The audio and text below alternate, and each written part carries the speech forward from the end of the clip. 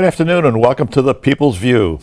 My name is Bill Ohm. I'll be hosting this edition of the People's View on May 2nd, 2019. With me are my good friends Steve Negron, Kevin Scully, Don LeBrun.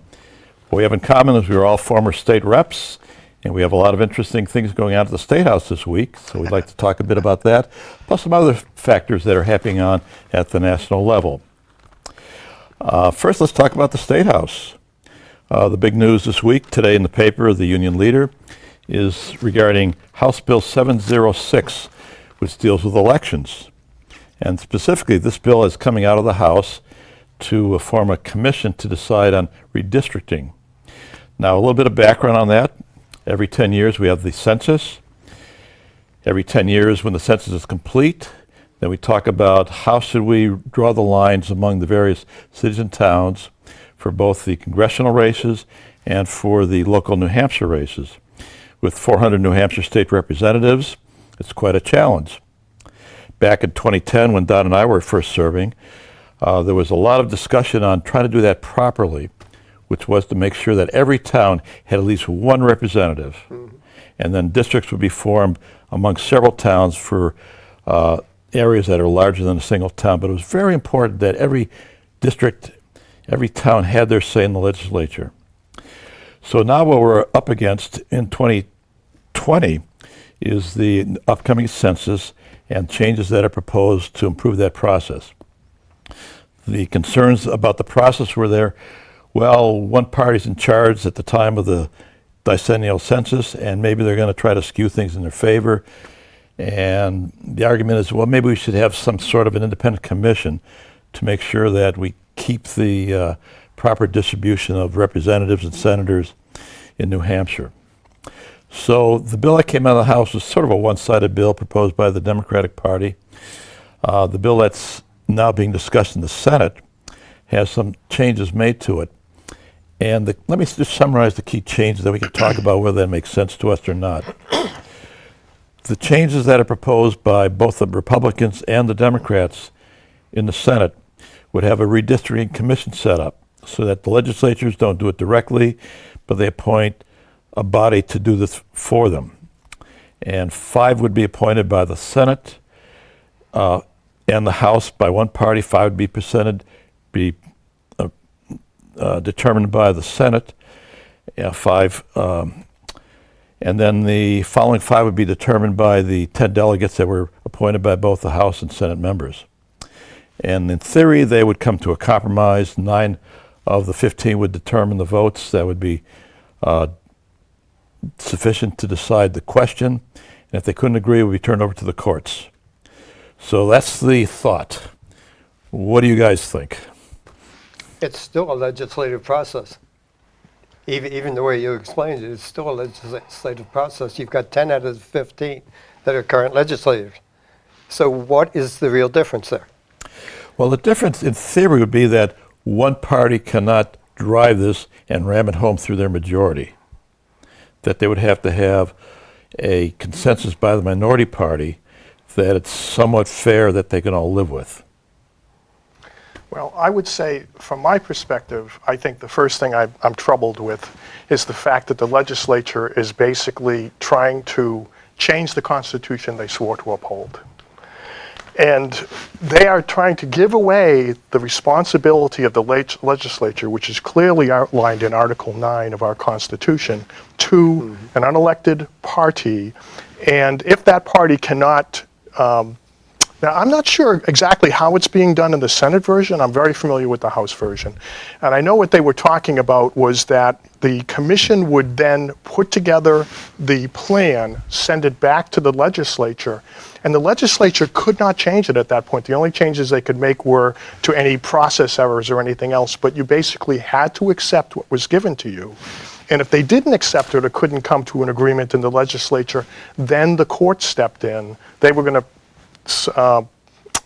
appoint a master, and then that was the binding decision-making process. The legislature was basically giving away what the Constitution says it's their responsibility to do, and they were turning it over to the courts. It's an abrogation of constitutional responsibility. It's a violation of the oath of office, and I think it's a really bad idea for a lot of reasons. But doesn't it usually end up in the courts anyway? Even the way it has been working up until now, it always ends up in the court because one party or another feels slighted, and it ends up in the courts anyway. Well, that could be true. I mean, we're getting into other issues here, which is, the overstepping of the judiciary into the legislative process and whether that's even a valid thing that they can do. But, I mean, it's one thing to have it end up in the courts. It's another to turn around and just say, here, courts, you take it. You do what we're supposed to be doing, and we're given the responsibility to you. Yeah, I would think that's a very important distinction because if it goes back to the legislature for an up or down vote, we say, no, we don't like that, we'll start all over again. But the courts have the final authority and say, this is what we're going to impose on you, the legislature. That's a serious constitutional problem. Sure. I think this bill is unconstitutional on its face, and I'm amazed. Go ahead. Absolutely. So in election law in the last session, which I sat in, they brought the same bill up as well. And the whole base of the argument is this is a constitutional issue. We have written in our Constitution what our role is as a legislator to do this. Bypassing any of that or trying to submit a bill to do that is really circumventing the constitutional change process. And so it died and never even came out of committee. I mean, it's at an ITL. So they've tried to do this, and it's even more important now in 20 because they believe, I think, that they're going to maintain control of the House. They honestly believe that. And so they're trying to put forward in a proactive manner a piece of legislation that will allow them to have a little bit more flexibility and stack the committee. That's what they're doing. I mean, there's some presumptive measures on their part, and I hopefully this doesn't come out. I don't know what's going to come out of the Senate to 2.2, but this is a constitutional issue and it should remain that way. Now, the argument against that is that if you think you're going to be in power in 2020, like the Democrats are thinking, wouldn't they want to keep things the way they are and not have any Republican participation in the commission that would redistrict? No, I think that they want to make this and we've seen the Democrats do a lot of trying to end run constitutional changes with legislation. I mean, that's just almost like their MO. I mean, that's what they like to do. Mm-hmm. And I think that this is an opportunity for them. They think that they will have an opportunity to have more effect, and that's all I'm hearing on the street with this commission. Whatever this commission is, and is it a standing commission for 3 years, 5 years, or is it a one-time deal and then it goes away? I mean, there's still a lot of situations that I don't know what this commission is going to be about, but I think that's what they're trying to do, and that's my opinion of what the Dems are trying to do right now. What I'm not clear on is who appoints this, the independent part of this commission. Yeah, there's by definition there's no independence. Somebody's got to do it. That's right. Well, according to the paper, the 10 members that are selected by the House and Senate appoint another 5 to fill out the 15. So the original 10 then appoint 5? Right, so 5 more legislators? anybody. Or commission members. Anybody. Or commission members. Yeah, commission members, that can be anybody. So regardless, it still is unbalanced because if each one is going to pick part of these 5, someone's going to pick 3 and someone's going to pick 2. Well, in theory, they would have to agree on the 5, but I don't know the fine print of this discussion. You're talking redistricting, and when it comes to redistricting, you're not going to get any agreement between parties.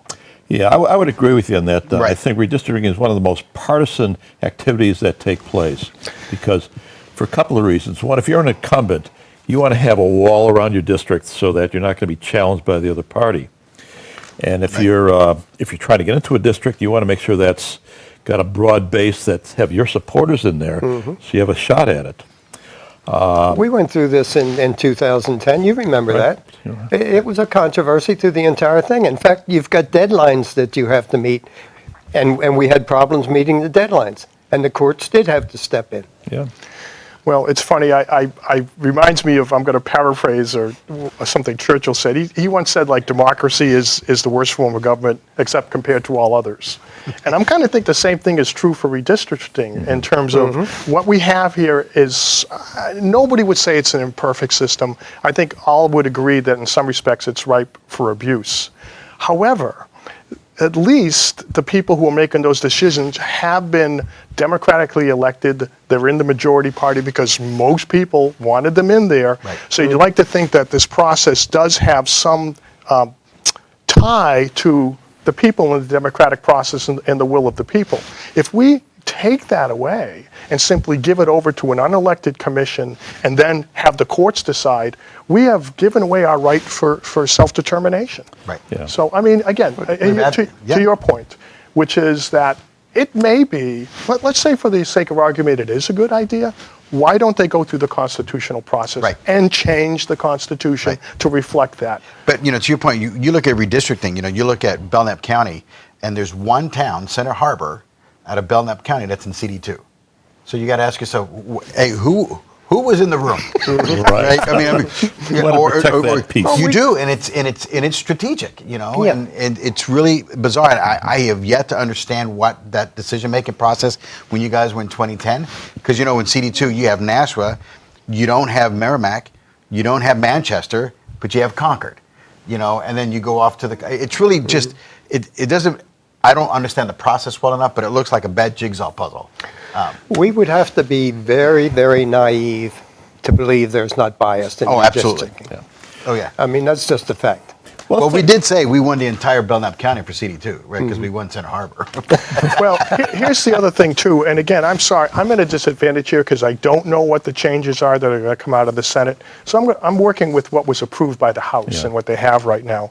But in terms of them talking about this being a less political process, here's some of the things that they have to take into consideration. Racial minorities, language minorities, racial, ethnic, economic, social, cultural, and geographic and historic identities.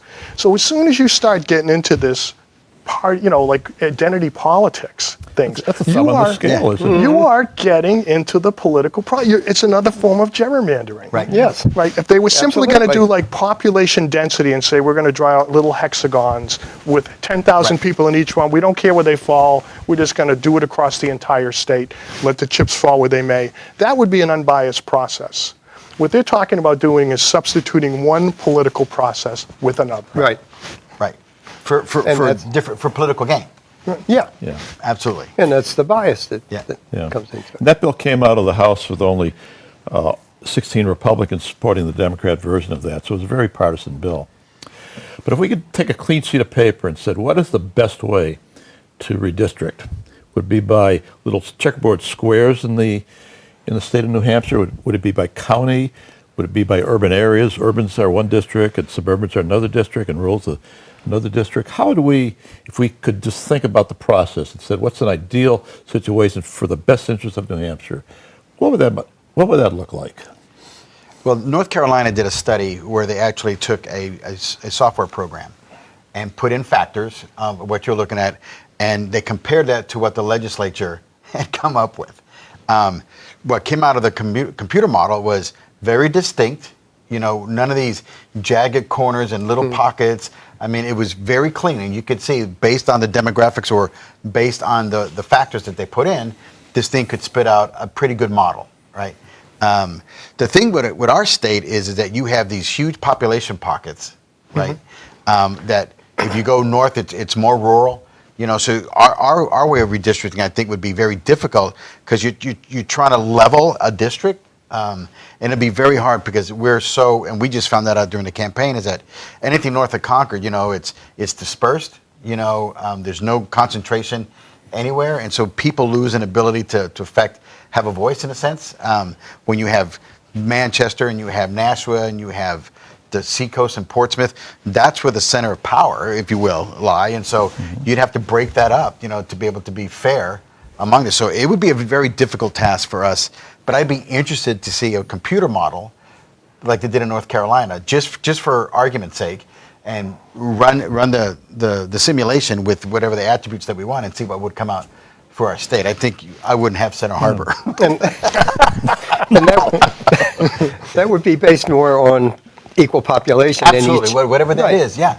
Even if it meant splitting Manchester in half. It could absolutely work out that way because it's about population. Right? And so when we have these finite pockets, there's a ward in Nashua that probably has more voters in the entire Coos County. Yeah. Wow. Right? I mean, so then how do you incorporate that disparity within the state? Right? Yeah. So it would be interesting. Yeah. Well, what I find interesting is what is the purpose of the government? And if you think that the purpose is to get a bunch of people together to send them up to Concord to grab as much stuff as they can, from the trough and bring it back, then it makes sense to have these distinct political boundaries, and the city of Nashua is going to send their folks and they're going to try to grab that stuff and bring it back. If you were really more concerned about the idea, I think, of everybody being treated the same, and not to have those kind of issues like us and them See, kind wouldn't of that things, be ideal? Right? then I'd do the population distribution. And so we'd have some strange places where you might have some hexagonals that are cutting into Nashua, and they've got other places outside. Right. But now suddenly it's not this idea of going up there and getting what's, for us and taking from them. I wonder if there's an idea to do both of that. Because I'm thinking if there's urban interests, Salem, Nashua, Manchester, and there's non-urban interests, the rest of the state. So if we had a two-district, let's say in the congressional side, which we'll talk about a little later, one district being the urban district, Salem, Nashua, Manchester, and that would be half the population of New Hampshire, and the other district is everything else that's not urban. So you've got two different interest groups being equally represented in Congress. One the cities, one's the rural areas. Equal populations, would that make sense? It certainly would make an interesting campaign. It would make a very interesting campaign. You got one guy that just has to go half an hour, another guy's got 6 days. So from Nashua, how do you feel about that? No. It's funny. Not at all. Look at the Senate districts, right, with Kevin Avard, a friend of ours, and he's only got a couple of wards in Nashua, and then the other center has the rest of them, So there is precedent about chopping up, a city in a sense, but it is how does everybody get represented, and I think that's the challenge, So, and that brings out not the how, but who should be representative. When I immigrated to New Hampshire from the southern border, I had my Massachusetts driver's license. I wanted to get a New Hampshire driver's license. Sorry, sir, that's not good here. You got to show your birth certificate. Really? Birth certificate. So I brought my birth certificate into New Hampshire, and I got a New Hampshire driver's license, and I'm a citizen of this country with the right to vote in New Hampshire. Right. Now, if you come across our southern border now with a Massachusetts driver's license, does that mean you're a citizen? Well, when especially in the voting perspective, right? So we had this fight in the election law, is that we look at a driver's license, they look at it just as identification. It could be a library card, That's all. right? That's all they look at it for, right? And it should be more than that. If that's the article you're using to say to somebody, I am who I am and I live here. And of course we've seen discussion. I don't want to derail this, but about allowing driver's licenses to be issued to non-legal residents to do that, right? I mean, it just blows my mind that all of a sudden, if that's the article that we use in this state, now it can be used for not only for identification, but for determination whether or not you're allowed to vote. And it's just amazing that anybody would want. And I said this at the well. I said, all of us that are elected and we talk about, about the voting issues, we can talk about that because we won, right? It's a whole hell of a different perspective than you sitting outside because you lost by 5, right? So I told him, I said, in the election law, I said, it seems pretty disingenuous to me that we're fighting amongst ourselves about there is no voter fraud because we got voted in. Why don't you talk to the people who didn't?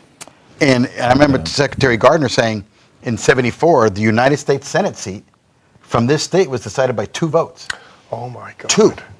A U.S. Senate seat. So, people say, vote here, vote there doesn't matter. It does matter. And so to be able to use this driver's license now, and the Dems are pushing that, I hope it doesn't pass. I really do, because that's just going to create more. And so I know a lot of people are doing a lot of work and voter fraud does happen. As a matter of fact, Veritas just had this expose, and the guy that they talked about had voted both in Florida and up here. Right, was recently prosecuted. Right, and he voted for me, so I thanked him. But those things do happen, and so we have. And you go to any other state, and we tell them, this is how we handle it. their heads explode. I have to tell you. Oh, go ahead. Joe. No, go ahead. I was just going to say, I'm proud of our first in the nation status, but unless we get this issue right, I'm not sure we should be. Right. Because this is such an important state to win in terms of getting momentum going. Right. And when you look at the fact that, Donald Trump lost to Hillary Clinton by, 1,500 votes or something? And the same day registrations in the state at the same time were, over 5,000? Right.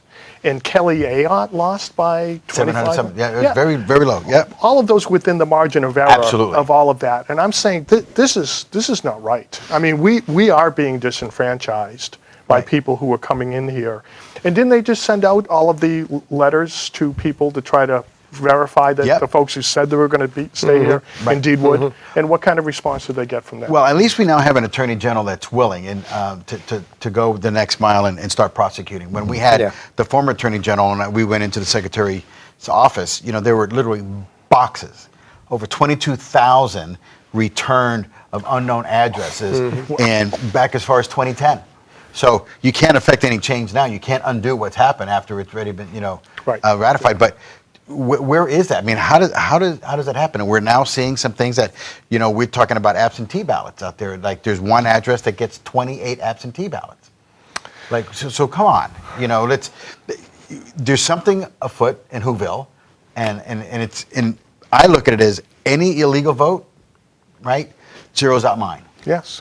And that's not right. But going back to driver's license, that's the most prevalent form of identification that we use. Yes. No matter where you go, they ask for your driver's license. So why shouldn't a driver's license indicate whether a person is a citizen of that state? Absolutely. And of course, you hear the Dems push back. Oh, yeah. That there's no room. There's no room? That's what they're telling us. There's no room to put the fact that you're a U.S. citizen, which then would compel you to bring some sort of documentation that says you are who you are, but they're saying there's all you need to do is put a C on. No room. No room. And I of course, can show you a lot of room on mine. They're saying it's a safety issue, is why they want to give undocumented immigrants driver's licenses. No, don't. We have to be careful with the language. Illegal aliens. Illegal aliens, absolutely. I mean, come on, Driver's really? license. Why would that be a safety issue? Well, because they're driving the roads, they're seasonal workers, they have to make sure that they take the test, and so that we know from a safety perspective that's making sure that the citizens are safe for these people that are on the road, that a driver's license would minimize any potential safety hazards. Now, I don't know of any, mass people getting run over by illegal aliens, in landscaping trucks. At least not accidentally. At least not. But that's what they're saying is the reason for it. I mean, that's what they're hanging their hat on. So I hope that's when the governor takes out that red pen and says, no. I would think that the visa that these people who would come in legally would be a sufficient proof of residency that they're here as a guest worker. Sure.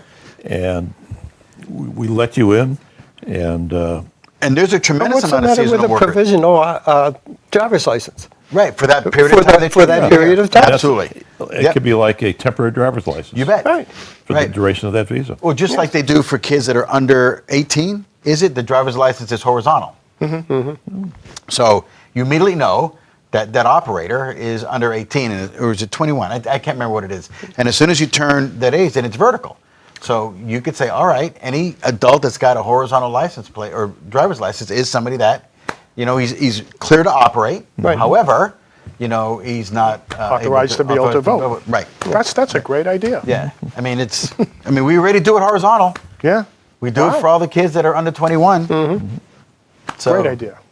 Thank you. We could just like somebody like you in Congress. Yeah. Yeah. But Well, you're running for Congress again. yes, sir, I am. So you had a chance last time around. It came close, but there was just not any. I didn't see any money coming in from the outside into any of the New Hampshire campaigns. It is, and for the Republicans. it isn't. And a lot And, of money for the and Dems. quite frankly, it was a midterm election, and I think the president did what he thought was right, and he hunkered down and won the Senate. And I think that was important for him to have that trump card, if you will. But the NRCC, the National Republican Congressional Committee, they very smart people, but they apply the same algorithm to every state. And so what we really try to tell them is that, look, investment in New Hampshire is a lot different than the same amount of money invested in California. It just is. Oh, yeah. So, but it's there. We didn't do a very good job on our part trying to sell that $500,000 will buy in this low media market, a lot more airtime than a $500,000 buy in LA. Sure. It's just, Common sense. It is common sense, but there's 435 seats that they're looking at, and so they want to protect incumbency, number one. Then they want to look at those that are toss-ups, that are close, and we had an uphill fight. We were in a D+2 district, with a 3-term incumbent. So, I would have loved to have had some help. But when the smoke cleared, at the end of the day, when what we're telling people now we're running, we took 42% of the vote, and with really no money. And so that's a testament to the campaign that was out there. That's a testament to the young college kids that we had on the campaign and knocking on doors and doing the retail politics that's important in our state.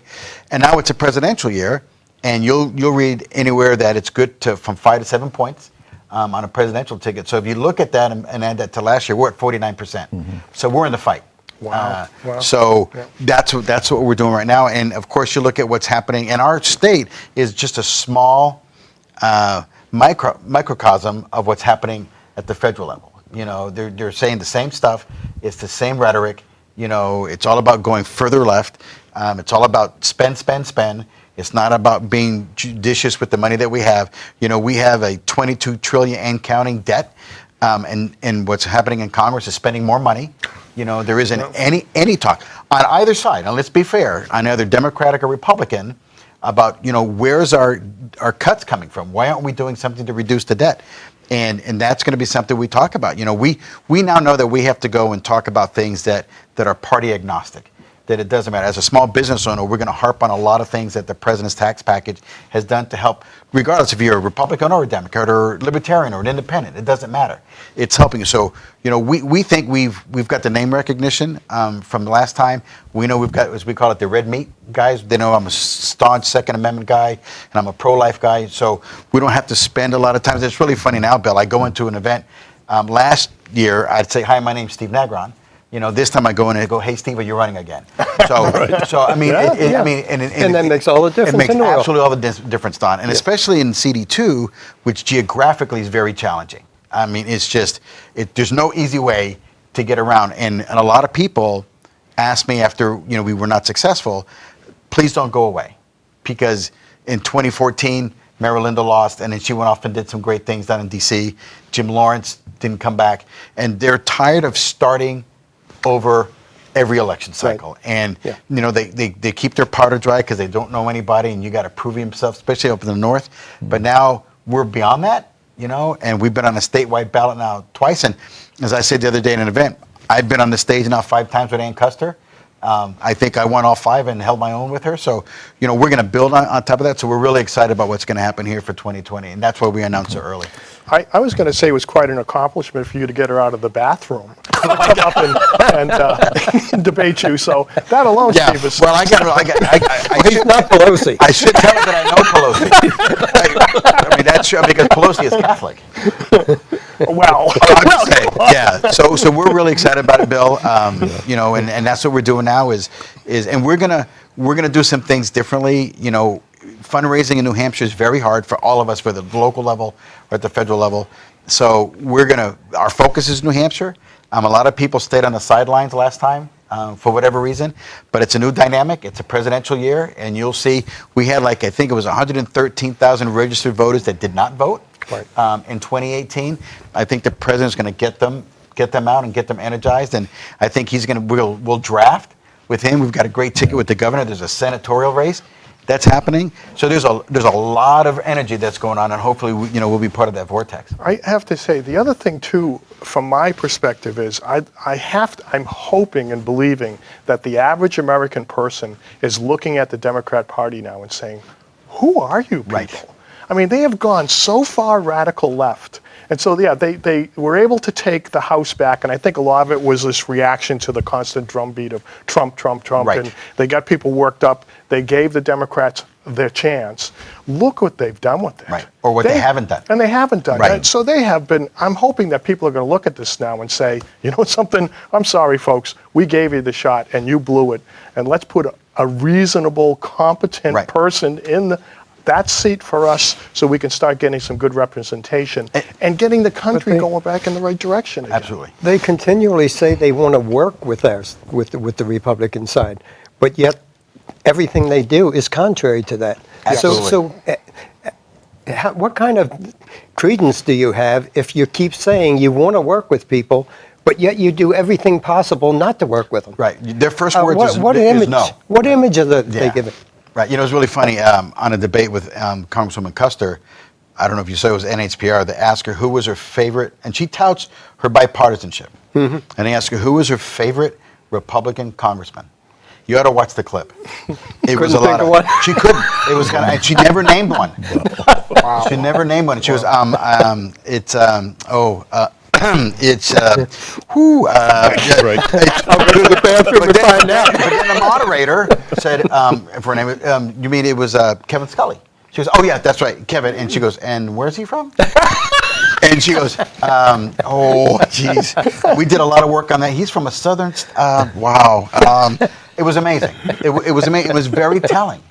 Very telling. You know, bipartisanship is in fact that, you know, and we've all done it. There were some things that, you know, you can't always win.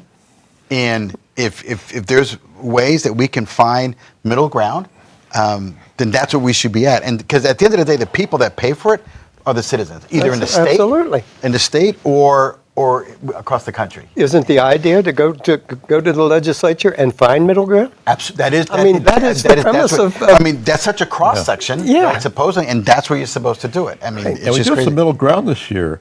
It's on the revenue side.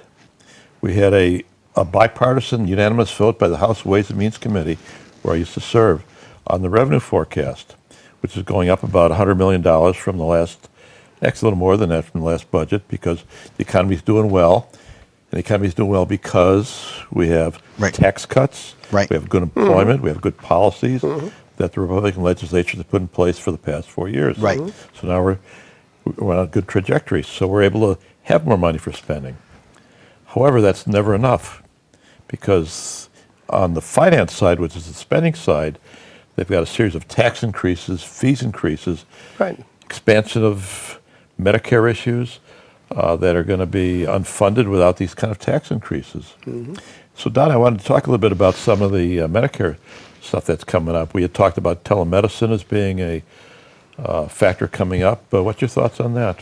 Telemedicine is the coming thing in the medical field. There's no doubt about it. It's spreading all over the country. What we're proposing here to do telemedicine is a good premise. But what we're proposing, the way we're proposing to do it, opens up the field for more lawsuits than ever before.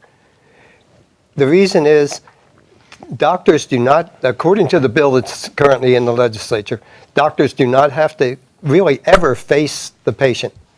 They never have to come face to face. They have a PA that goes throughout mostly through the northern country, because that's where they need the coverage most. They go to like senior centers and things like that. People come there to see the PA, who then calls the doctor and says, so-and-so is here, and they have such and such symptoms. What do you recommend? And the doctor recommends treatment over the telephone.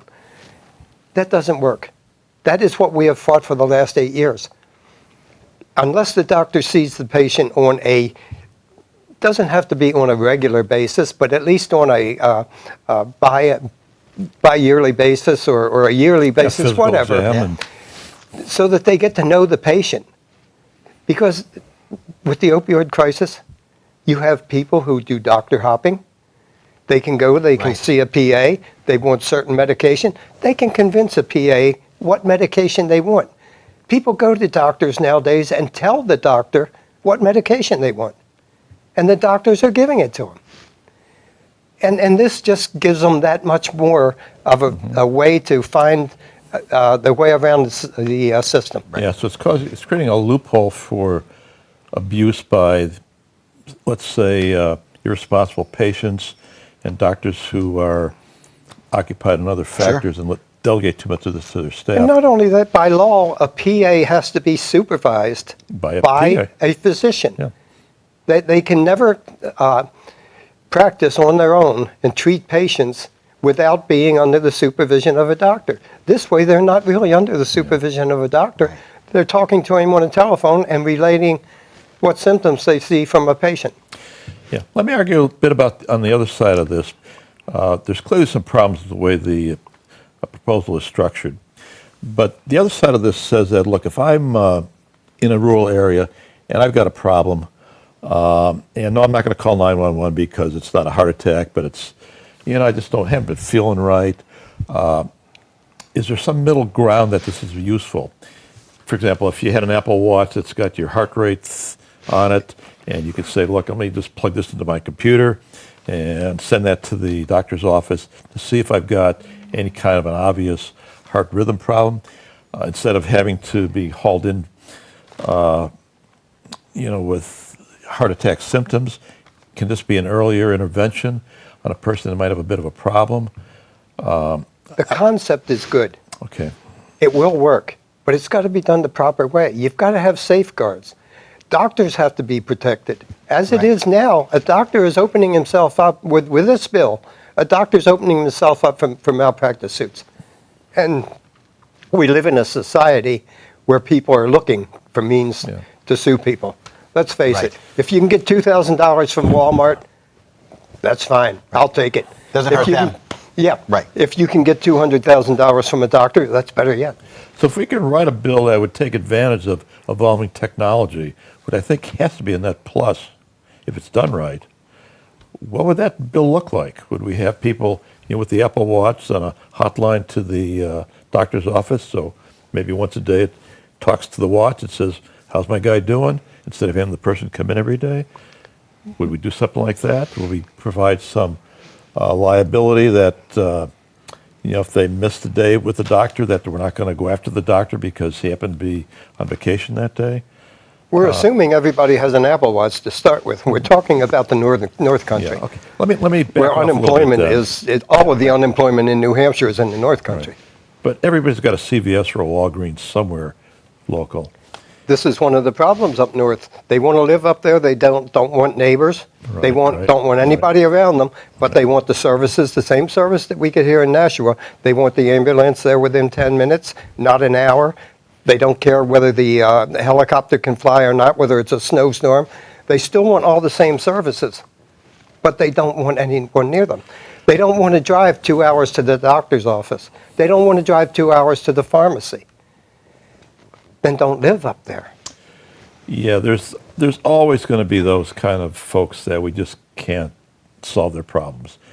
If they don't want to cooperate, they're going to have to bear the risks of being that independent. But they don't want to.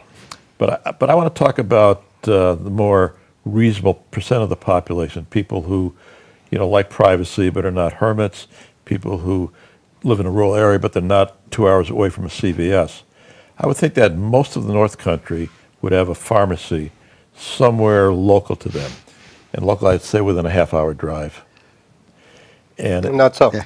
not so? Not so. Okay. And to exacerbate the problem, infrastructure in North Country is non-existent. And you go to behavioral and you get comm outages because you don't have phones.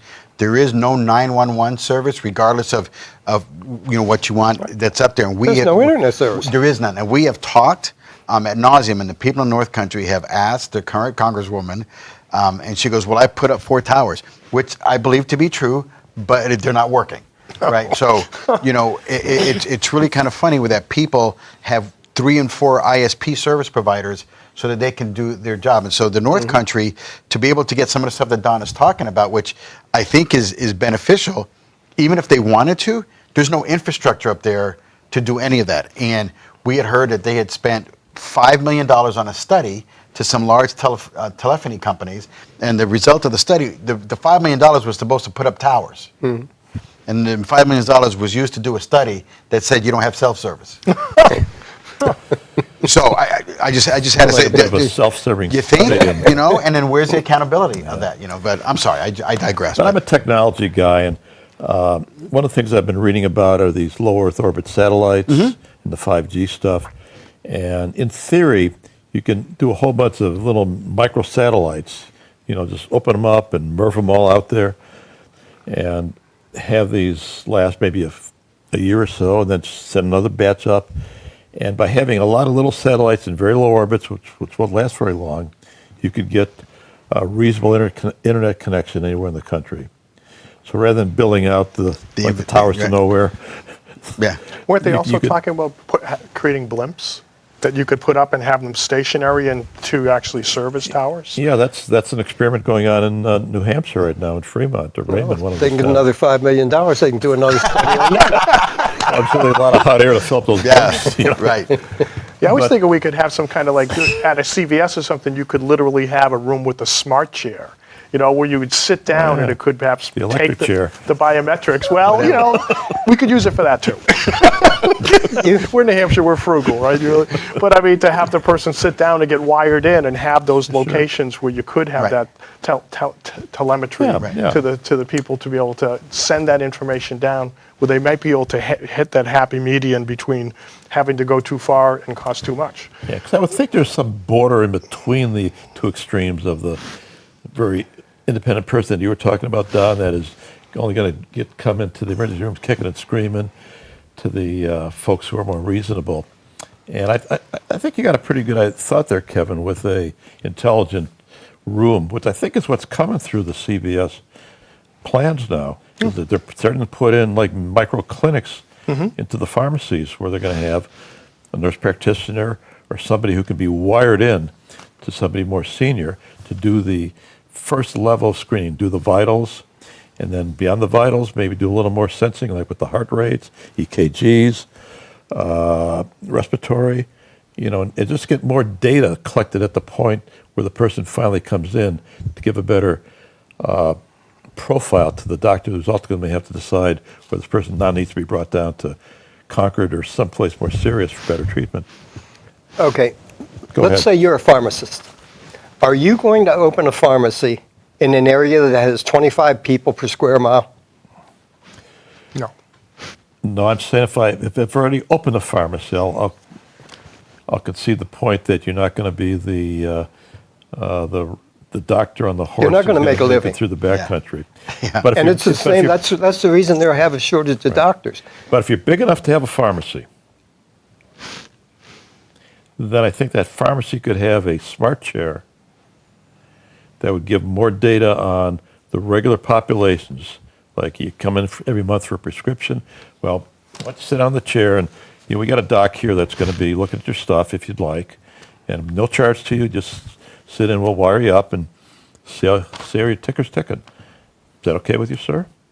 No charge.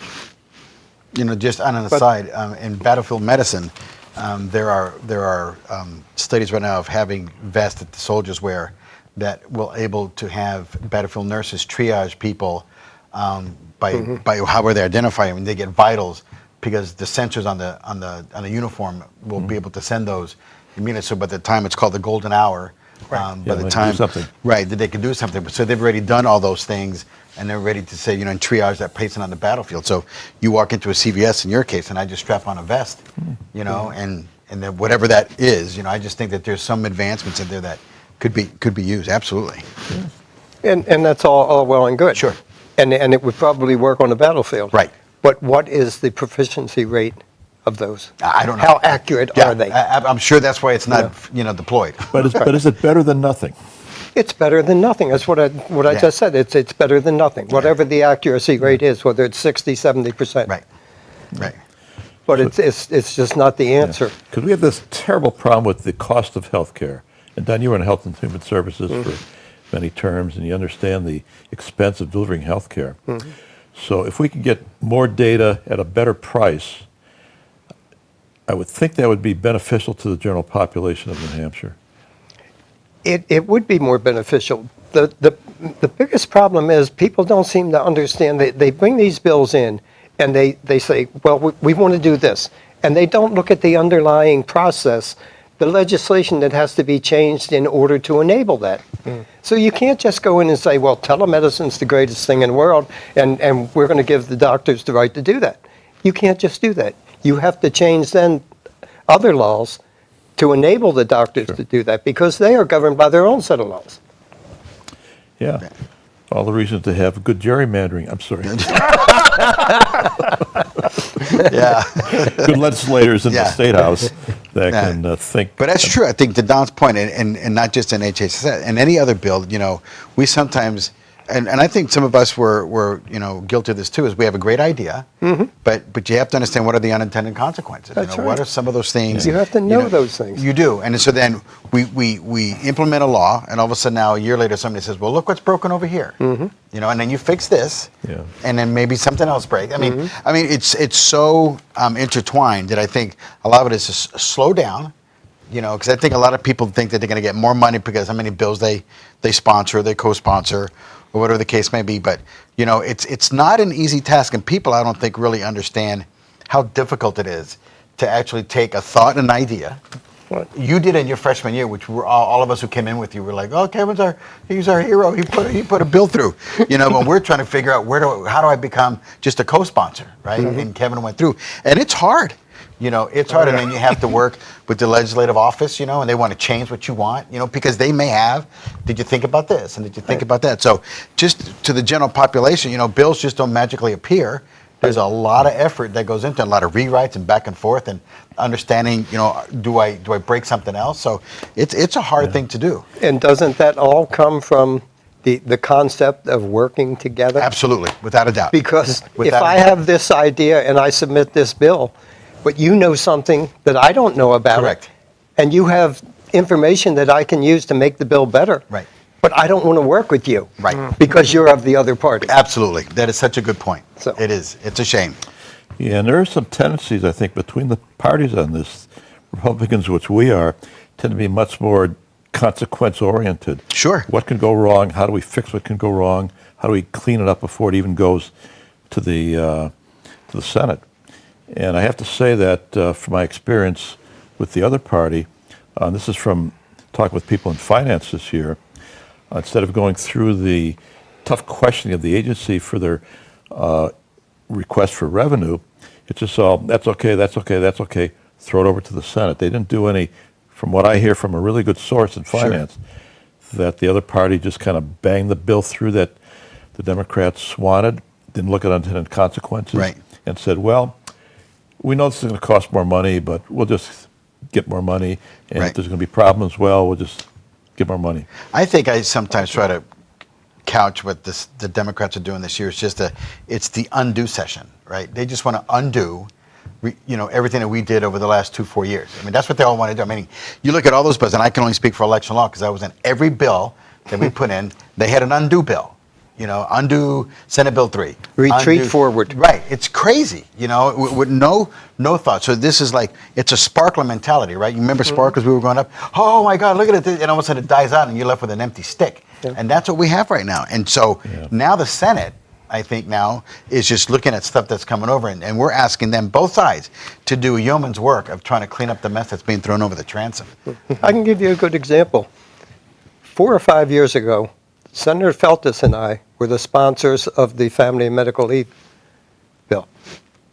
We were the only two sponsors. He would not work with me, and I would not work with him at the time, to realize that this bill was unsustainable, that it was a tax and was Right. unsustainable. We're at the same point now. Nothing has changed. Right. But it was because he and I were never really able to sit down and say, look, let's tear the bill apart. Let's look at all the ramifications Sure. and find out why it won't work or why it will work and make changes. Instead, he went his way, I went my way. The bill was killed. 5 years ago, we could have had Medical Leave Act. Here we are in the same place now, and the governor's about to veto it. Right. Right. Well, again, I call me cynical, but from my perspective, it was never about family medical leave. It was about getting that income tax. That's and right. And I think that they thought that this is the perfect vehicle to sell the income tax, because who the heck could be against family medical Right, leave? but- Right. And we did put bills in last session. The Ober Amendment, a really well-crafted bill that would have given people family medical leave, and it wouldn't have had the cost or the necessity to put the income tax in place, and the Democrats voted it down. They're back again pretending that this is really a Family Medical Leave Act. It's the Income Tax Act. It's the Trojan horse they are pushing up to our walls again, saying, here it is, Right. open the doors, let us in. And that's because the bills that were submitted in the past 5 years have not changed. They're still pushing the same exact deal. Right. And And do you it's- think, and this is a pretty simple question, and then I'll pose it to my three esteemed colleagues. Is the only reason they want to push this is because there's social programs that they want to spend money on? Why would anybody want to have less money in their paycheck? I don't understand, just on a very basic fundamental, forget politics. We just got more now. We want to take it away. Go home and talk to your wife and say, I daggone it, I fought to have more money taken out. I'm overpaid. We it's- got Right, I'm overpaid. I don't understand it. A tax is a mandate. It's on everyone. You don't have the ability to opt out. And that's the thing that I don't quite understand. In today's day and age, everybody can open up a GoFundMe account. Right. Set up the account, saying, throw your money in there, fellas. Go for it. Do it to your heart's desire. Leave us out of right. it. But they, obviously, the fact that they're not willing to do that, and they're trying to make it mandatory and pull us all in and force us to do the same things, shows that they really don't have a good idea. They just want to be able to take your stuff and tell you what to do. For the betterment of society? Is that it? Is that the banner they're hiding under? Well, no, it's for power. They want to control how the money gets distributed. And to get the money, you have to take it from people who have it. Right. And having earned the money and pay taxes on the money you've earned, and now being faced with a capital gains tax, for Right. example, which is one big bugaboo, because if I could just talk a little bit about the bill that came through Ways and Means on the House. The thought is, well, we're going to kind of lower some other taxes if we just get this one additional new tax called a capital gains tax. And the purpose of a capital gains tax is to protect someone from inflation. You buy a good stock, you hold it for 10 years, 20 years, hold to retirement. And the goal there is you want that stock to hold its value with inflation. So when you do sell it, when you retire and you want to be responsible as a senior and live off of your nest egg, you've got the money that you've put in that's been compensated with inflation to take back out. With a capital gains tax, that increase is taxable. So right now, if you want to go to Florida, you have no income tax. But if we have a capital gains tax on top of our interest tax, on top of our dividends tax, what we're trying to do is force seniors out of New Hampshire and send them to Florida. Seniors who are paying for schools with their property tax, because we have high property taxes. Yes. But as a senior, I'm willing to pay high property taxes because I love New Hampshire. Right. I've built up a nest egg that I can live off of, but I like to be able to live off of it. And I Right. have my nest egg taken away from me through these social programs that the Democrats are trying to. Well, I think Fund. there is some, I do think there are good, well-meaning people who think that they're actually trying to do some good. But there's also a secondary, and in some respects a more important effect of this, and that is that every single time they create or expand another social program, they increase their constituency. The number of people who are taking from the government. And the more people you get to take from the government, now suddenly it's going into your pocket. Now you're going to start voting for those people and those programs. And so that's the whole key. If they get over like 50% of folks that have getting some benefit from the government, we're doomed. Right. But you can have all the social programs you want. As long as there's an opt-in, opt-out clause, the program can be whatever it is. But if you have the choice to opt in or opt out, you don't have to pay that if you don't choose You make to that be decision part as of an it. You make individual. that Right. decision. Yeah. But if you mandate a percentage to that program from everyone, that's a tax. Yeah. It is a It's that tax. simple. Right. Right. Right. So can I opt out of the school tax? If you live in the right state, you can. Really? Oh, yeah. My kids, we're done. Oh, we're done too. Yeah. Well, it's the classic metaphor of how many people are pulling the cart versus how many people are riding in the cart. And with these taxes going a little wacky out of the current legislature, that's going to have fewer people pulling the cart with their goal of having more people in the cart. Yes. And that's not a good outcome. So I hope we can get a handle through the Senate and probably through the governor now as being our backstop on not reversing all the things that we've done in the past 4 years that you guys are talking about, that the Dems are trying to reverse. That I think we're going to have to depend on Governor Sununu to get that veto pen ready and say, look, it's been working really good the last 4 years. It's working good right now. Ain't broke. Don't screw it up. Right. I'll make a prediction right now. Uh-oh.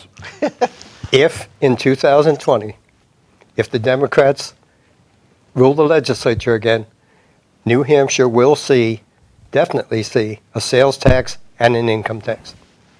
That will definitely happen. On that cheery note. Okay, folks, you decide. What do you want in the show? That's it. What do you want? Yeah, and that's a You good know, put it out to the people. That's a What do you want?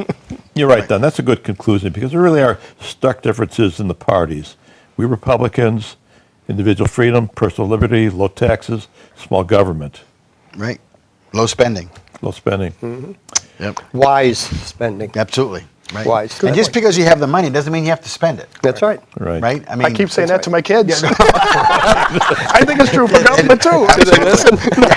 Are they Democrats or Republicans? Well, I guess I say no. That's right. Well, we hope the governor just says no as well to all Yes. these bills coming across his desk. We should set up a GoFundMe account for his red pen supply. Yes. That's We right. can make Never sure he run doesn't dry. run out. That's right. That GoFundMe just drives me crazy. Yeah. Well, on that, I'd like to thank all of you for joining with the conversation today. I thought it was a very good discussion on Absolutely. the key topics. So Don LeBrun, Kevin Scully, Steve Negron, myself. See you again next week. Thank you for the invite, Bill. Yeah, thank you very much, Bill. Pleasure.